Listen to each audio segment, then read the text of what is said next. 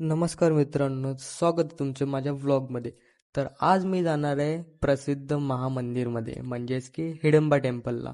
मित्रांनो, असं म्हणतात की मनालीला तुम्ही आहात आणि जर इथं नाही आलात तर हे अशुभ मानलं जातं. सेम एक मंदिर आहे, ते आहे मणीकरण. तर तिथं तर आमचं काही जाणं नाही झालं, सो इथं चालू. इथं दर्शन वगैरे केलं आणि मित्रांनो यार, इथं ना क्राऊड यार, खूप जास्त क्राऊड आहे इथं. त्यानंतर भाई मंदिराच्या बाहेर पडलो आणि सरळ लोकल मार्केटला. लोकल मार्केटमध्ये पण भाई खूप स्वस्त आहे इथं. 100-100 रुपयाला, 200-200 रुपयाला. त्यानंतर भूक लागली होती म्हणून रेस्टॉरंटमध्ये चाऊमिन खाल्लं. त्यानंतर गेलोय संडेच्या मार्केटला. तिथं संडेचं मार्केट पण भाई खूप जास्त चांगलं आहे. तुम्ही जर आहात तर नक्की सर्च करून बघा.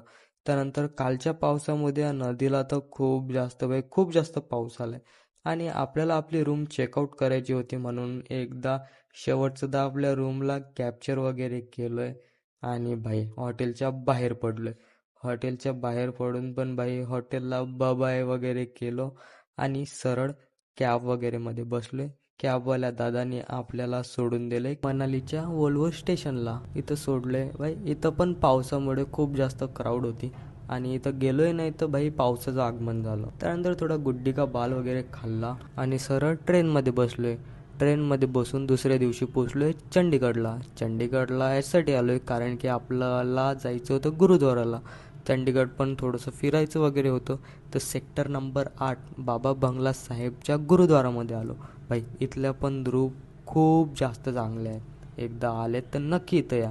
त्यानंतर काकाची थोडी हेल्प केली आणि सरळ आले 2 नंबरच्या प्लॅटफॉर्म म्हणजेच की नागपूरला.